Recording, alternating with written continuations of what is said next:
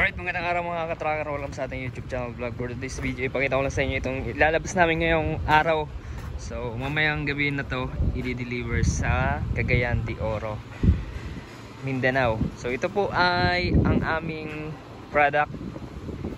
So, gumagawa po kami ng mga truck na brand new.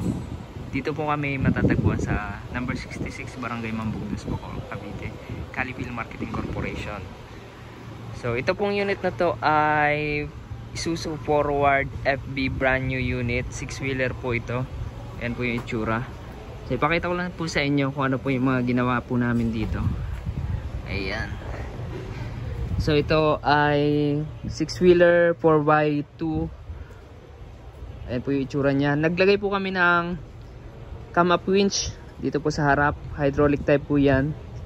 And then lagyan po namin ng shorepet. And then ito po special body na flatbed na sa likod meron siyang drop side pati dito sa gilid, and then toolbox and side railings na rin. And ito po sampahan ng poste. Ayan, full carrier. And then ito naman, lagyan po namin ng 8 tons na boom crane. Nandiyan na po with manlift basket, detachable, and then auger torque. Ayan po yung pambutas ng lupa. So kung makikita nyo po, ayan, napaka solid na po yan. Dito po yan gawa, kami po yung may gawa niyan. Yung reinforcement ng chassis pinatibay po namin kasi yan, talagang malaki po yung attachment na boom crane na nilagay namin dito. Pero all goods naman po yan pagdating sa operation. So yan mga katracker, outrigger jack meron pa dito sa harap para balanse. And then electrical lights and accessories, kompleto na po yan. And 3 unit po ito ilalabas namin. Ito pa yung isa, oh. Ayan, diba? Napaka solid na yan. So tapos lang namin gawin, and then release na. Ayan, cam up winch. Panghatak po ito or panghila pwede rin. Ayan po, diba?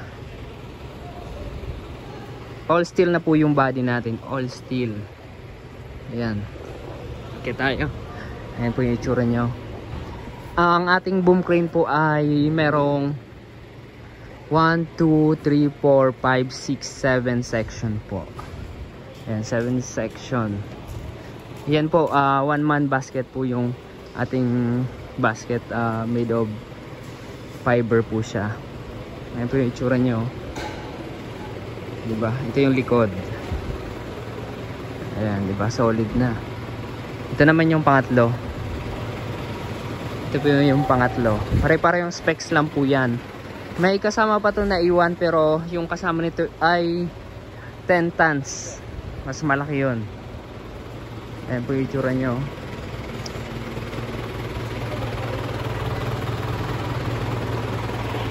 Ayan, diba? Ikutan lang natin.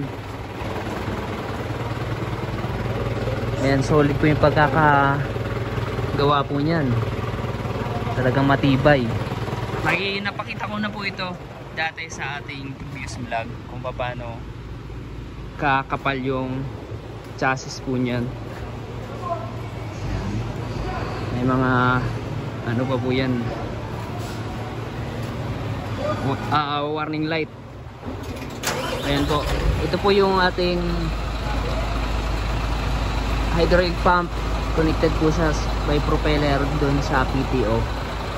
Ayan, ilalabas na po sa bungad para mamayang gabi ay diretso na to Mindanao. Ayan, pupunta na ng Mindanao. Biyahe na mamaya. Napaka-pogi po niya, no? Mamaya, sa doon, dalim. Hoy, stop! Ayan po. So, pinakita ko lang po sa inyo para magkaroon kayo ng idea sa mga unit po na ginagawa dito sa loob ng planta. Dito lang po kami sa Barangay Mambugnos, Bacoor, Cavite. Nagbebenta ng Japan surplus truck, and then brand new unit na rin. Mga attachment like boom crane, man lift, iba't ibang klase. ng equipment. Alright mga ka-tracker, kung nagustuhan nyo to, paki-like, share, at mag-subscribe na. Maraming salamat. God bless. Bye-bye.